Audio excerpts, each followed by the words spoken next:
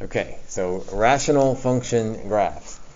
We are going to cover a lot today. The good news is, well, that's the bad news. So we're gonna do a lot today.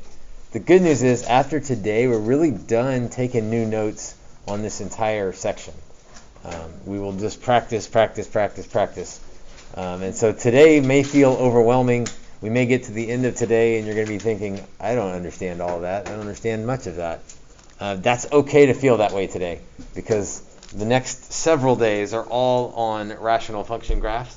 And so today we just kind of dump it all on you, because you got to know it all in order to graph. And so it may seem overwhelming, it may seem like too much, but you got to have it all in order to do the graph. So today's going to be lengthy notes. It's going to feel like I don't get all of this. That's okay, because we got 3, 4, 5 days to let it sink in for you to understand all the pieces. So if you get frustrated today or feel overwhelmed today, that's okay. If you still feel that way after Friday, then that's a problem. But today, it's all right if you feel a little bit overwhelmed, because again, the only way to do it is to give you all the information and then let it slowly kind of sink in and make sense. All right, rational, so ratio. So all of our functions will be a function with a ratio of functions. So one function over another.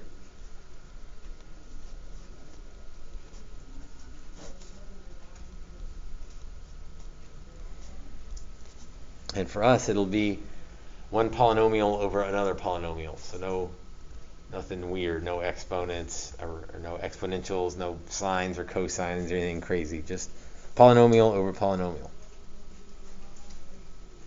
And maybe 2/3 of what we need to know stems from these two little problems.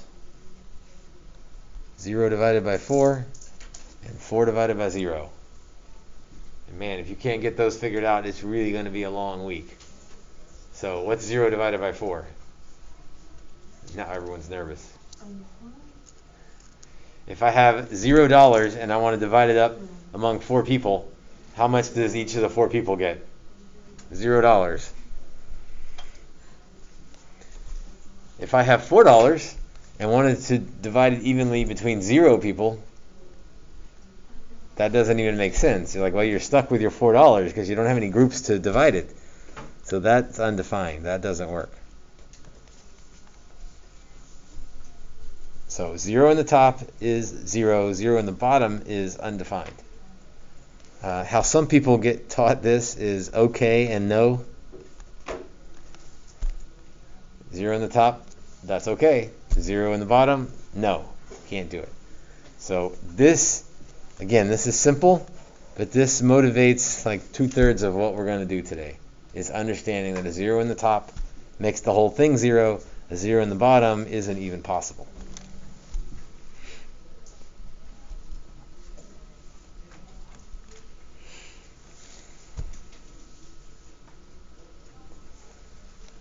All right, domain. Let's talk about domain. That's the allowable x values.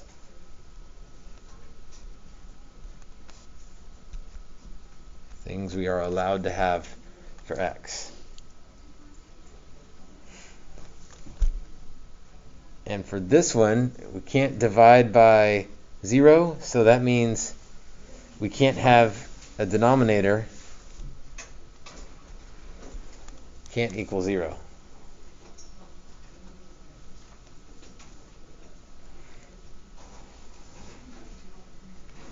So for each x that makes the denominator equal to 0,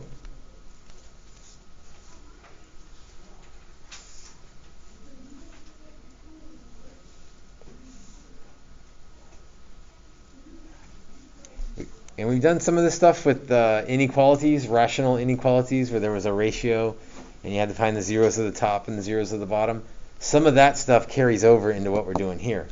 So if there's an x that makes the denominator 0,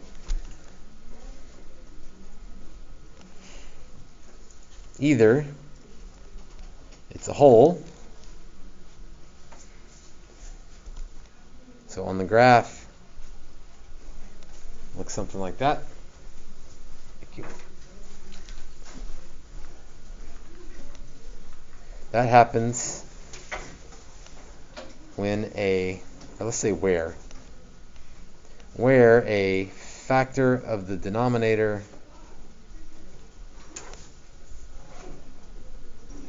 cancels, or a factor will cancel. And again, we're going through a whole bunch of stuff, and then we'll go back and do some examples and try to make sense of this. So right now, do your best to make sense of it, and again, it'll come to you over the next few days. Hopefully it'll all start to click. So if the factor cancels, then there's a hole. The other option is it might be a vertical asymptote.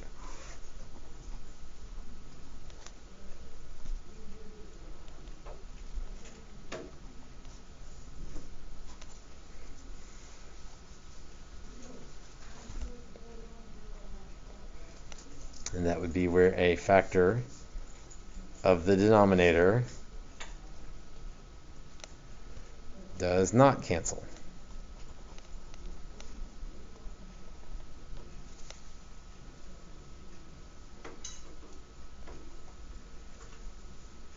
So if the factor cancels, there's a hole. If it doesn't cancel, it's a vertical asymptote. All right, let's look at a little piece of an example here.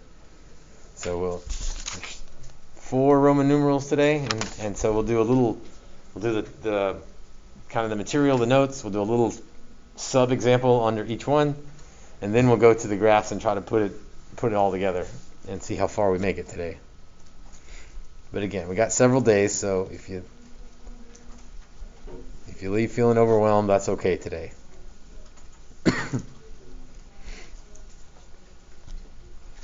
All right, y equals x squared minus 2x minus 15 over x squared plus x minus 6.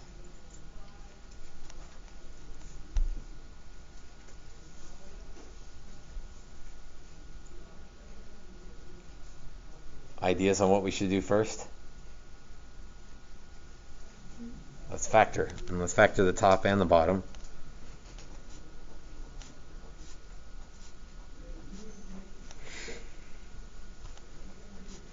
So let's see, 5 and 3.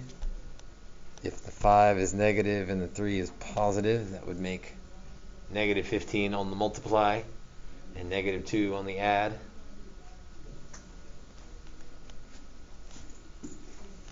For the bottom, if we do 2 and 3, where 3 is positive and 2 is negative, that'd be negative 6 on the multiply and positive 1 on the add. Again, we're factoring all year. Yeah, you got to know how to factor. If you don't know how to factor, Google it, YouTube it, Khan Academy, something. You got to figure out how to factor. All right, so here's what the question will look like. We'll ask for the domain. We'll ask if there's any holes, and we'll ask if there's any vertical asymptotes.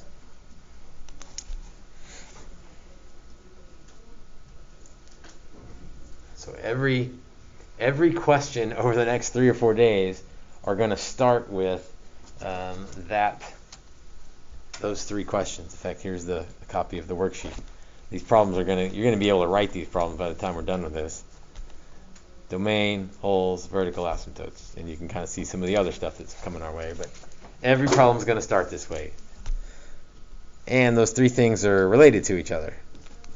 So domain is things that make the bottom 0. So x can't be 2, and x can't be negative 3, because then we'd be dividing by 0, and you can't divide by 0.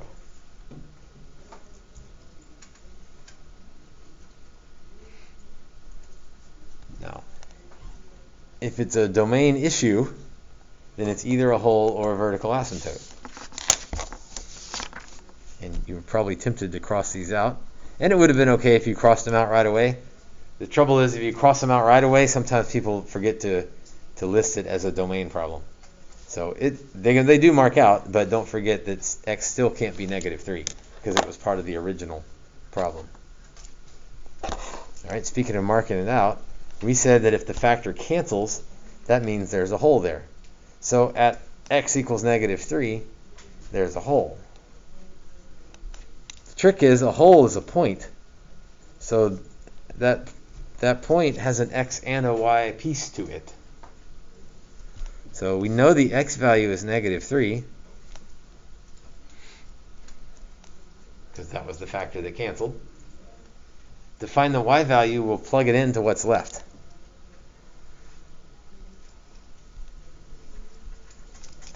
And you got to plug it into what's left, because if you plug it into the original, you end up with 0 over 0. That's why it was a hole to begin with. So plug it into what's left. -3 minus 5 over -3 minus 2. So -8 over -5.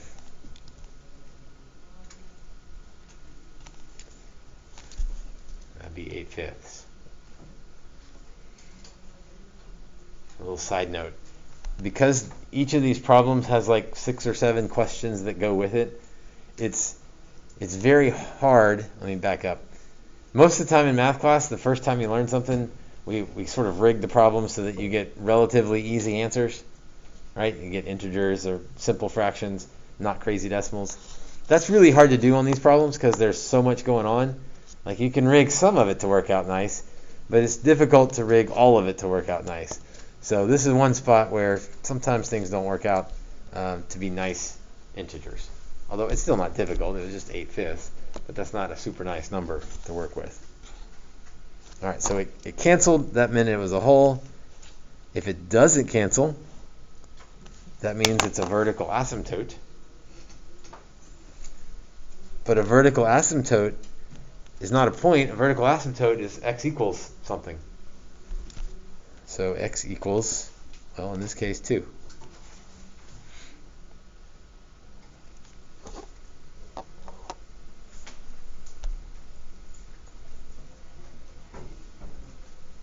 All right, so domain, holes, vertical asymptote.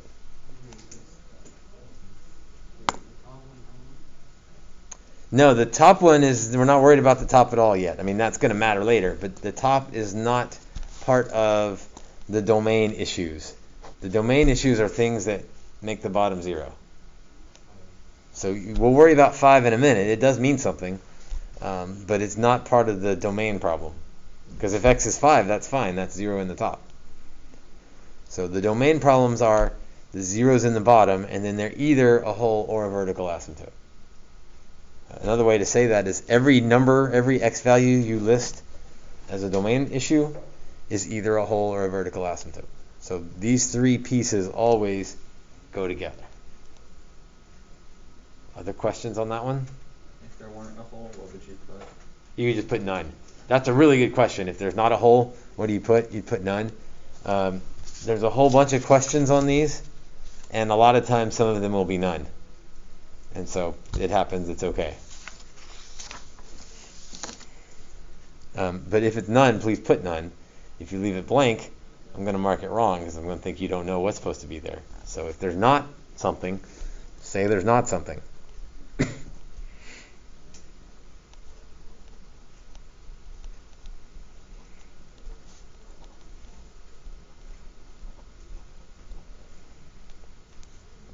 All right, horizontal asymptotes. Well, asymptote, singular. Oh, there you can see it there. Roman numeral 2, horizontal asymptote. Okay, just to emphasize, for us, there's always exactly one horizontal asymptote.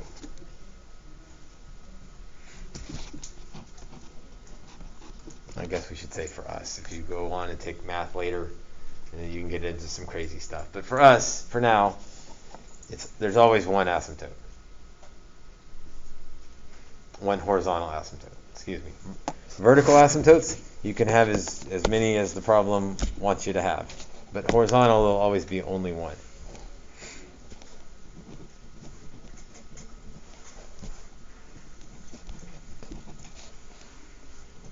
And to figure it out, you're going to compare the degree of the top versus the degree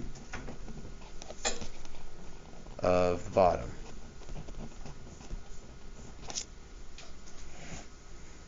Remember what degree means?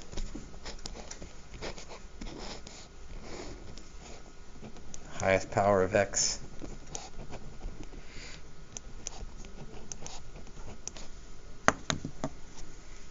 So you're looking at, is the highest power x cubed, or is it x to the fifth? It won't ever be x to the fifth for us, but it'll be x squared, x cubed, something in there. And there's two options. There's two cases that we will have to worry about. And they make this silly little acronym thing. BOBO. What's that mean? BOBO. BOBO is the favorite case because it's the easier case. BOBO stands for bigger on bottom.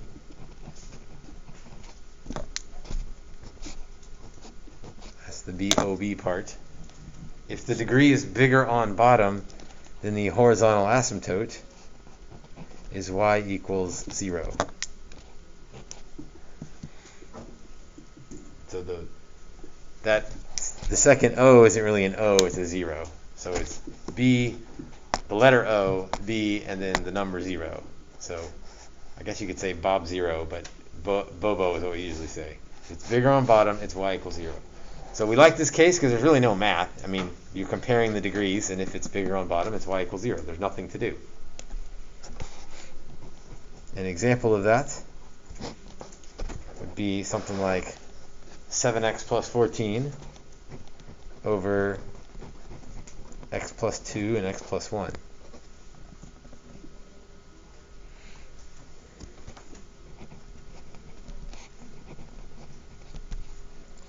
So the degree of the top is 1. This one's a little bit misleading. What's the degree of the bottom? Yeah, most of you are giving me the peace sign there. Yeah, the degree of the bottom is 2. So you got to be smarter than just looking at exponents and just say, oh, the only exponent I see is 1. It's 1. No, if you multiply it out, there'd be an x squared there. So the degree of the bottom is 2. So be careful. Sometimes it's advantageous to have it factored out. Usually it is, because finding zeros is easy. But you do got to be careful with degrees. So if the degree is bigger on bottom, that means our horizontal asymptote is y equals 0. Again, we like that case because there's nothing to do. It's easy. Just look at the degree. If it's bigger on bottom, y equals 0. Done.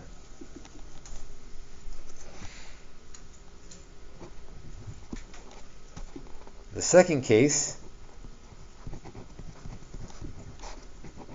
is a little bit more complicated, but it's more fun to say. Eats DC. A lot's going on in DC these days, if you're interested in politics. Presidential elections, Supreme Court nominations, etc. So eats DC.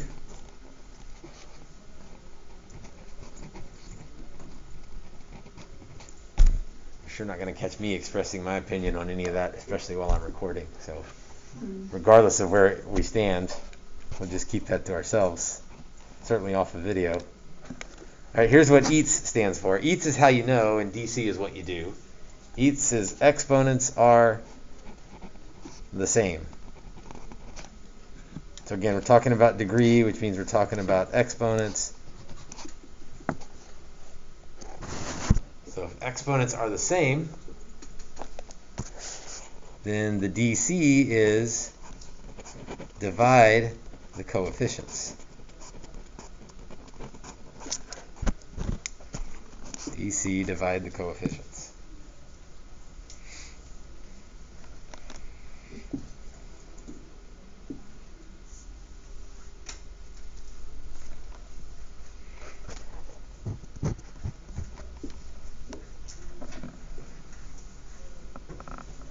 Alright, so let's look at an example of this one. 8x squared minus 3x plus 2 all over 4x squared minus 9.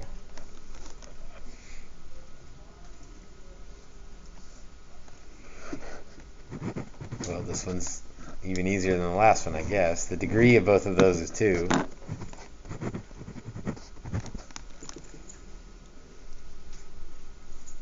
So the degrees are equal, but that doesn't make as fun of an acronym as exponents are the same. So this is an eats problem. So if we DC, if we divide the coefficients, we're going to divide the lead coefficients. But again, no one wants to eat DLC. We want to eat DC. Lead coefficients are 8 and 4. So 8 divided by 4 is 2. And so our horizontal asymptote is y equals 2.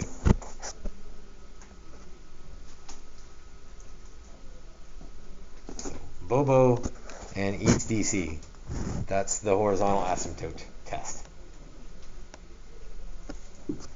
Anybody curious about anything? Because there's one case that's kind of left out there. We got bigger on bottom and we got exponents are the same. Yeah, if it's bigger on top, so this is for much later in life. If it's bigger on top, it's a slant asymptote. And those are a major pain to deal with. So we won't have any of those.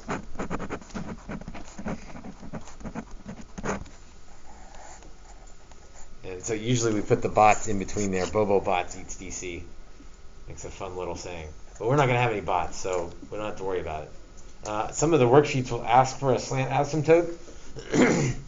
We don't have any slant asymptotes. So you can always put 0 or not put 0, put none there for bots.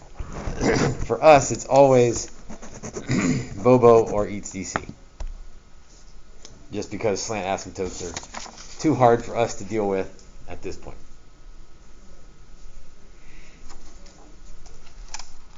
Keep referring to the worksheet you're going to get in a minute. So domain holes vertical asymptotes. Those go together. Oh, this one has slant on it. That's fine. Horizontal and slant goes together. Of course, for us, it's always going to be none on the slant asymptotes. So some worksheets I remember to take that off. Others are still there. It doesn't matter because it's always none. Yes, Monica. Are we covering slant asymptotes later in the year? Or just Nope. Nope. We'll never. I say nope. Yeah, we will never do slant asymptotes. You have to divide the top by the bottom, which is like synthetic division, which was on the last test. Mm-hmm. So we could maybe, but it's just a lot of work. And it's that's one piece of a bigger problem already, so it becomes too much to worry about. So, long story short, Bobo eats DC. Yeah, bots is out there, but we won't ever have to worry about it. All right, Roman numeral 3.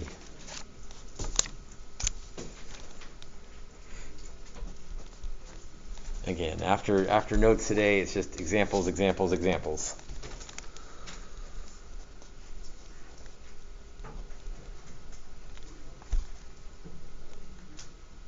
Intercepts.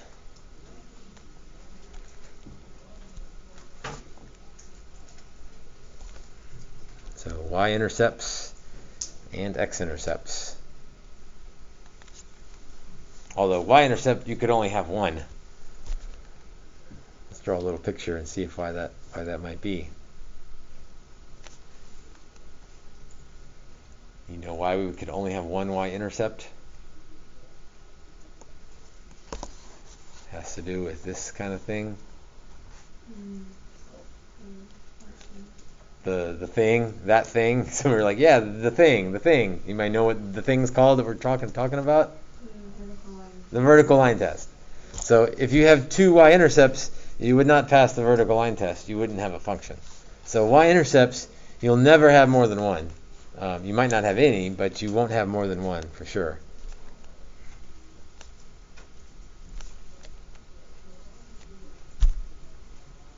What's the coordinates, or which coordinate of that point do you know? Let's ask it that way. What are the coordinates of that point? 0, comma something is right. So it's 0, comma something, which means in order to find the y-intercept, you set x equal to 0.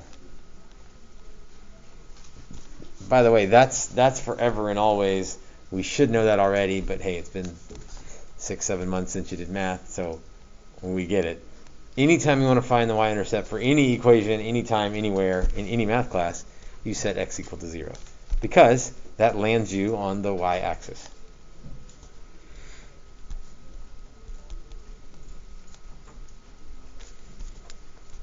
All right, x-intercepts. Put a question mark on the s because you could have more than one.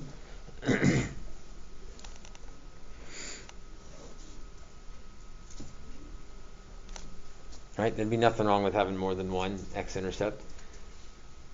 We probably won't have more than two because then it gets just a little bit crazy, but you could, in theory, handle as many x-intercepts as we wanted to give you. Kind of like the y-intercept, we know one coordinate. We know the y-coordinate is 0 because the y is the up and down. So if up and down is 0, it lands it on the x-axis. That's what we're looking for. So we'll set y equal to 0.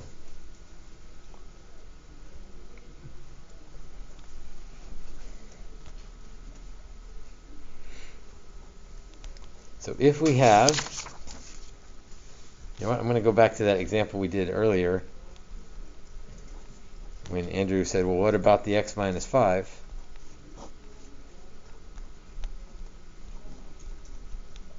So from earlier in Roman numeral 1, we factored and we got that thing. X minus 5, x plus 3 over x plus 3, x minus 2.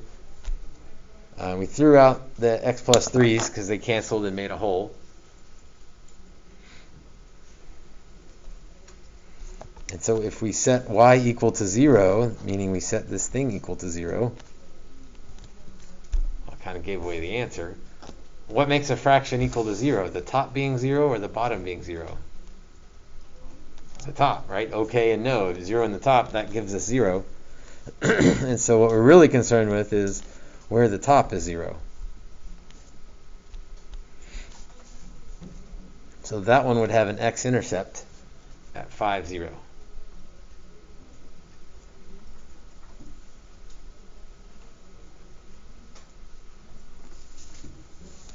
Andrew, does that sort of answer your question from earlier? So now all the pieces matter, just kind of how they matter. Zeros in the bottom only are vertical asymptotes. Zeros of both are holes. Zeros of the top turn into x-intercepts.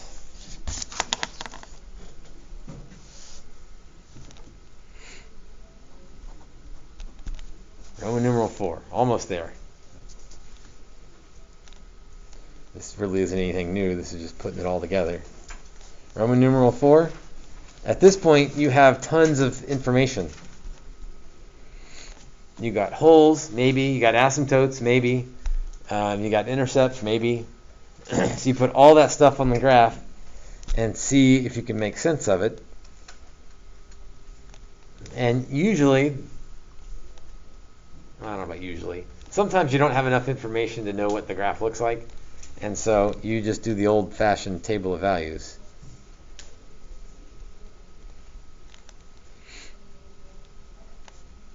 If you need more points.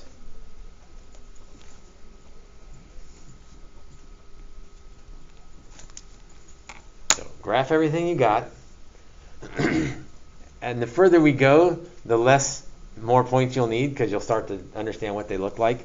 And sometimes just the information you get from all the other stuff will be enough for you to graph it.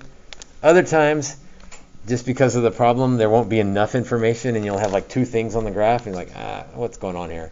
If that happens, we'll just make a table of values and start plugging in x's until you get enough of what the graph looks like to work the problem.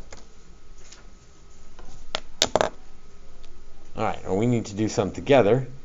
But that's it for notes. In fact, that's it for notes for the rest of the unit, really, because that's a lot of stuff. Now we'll try to put it together by working some example problems.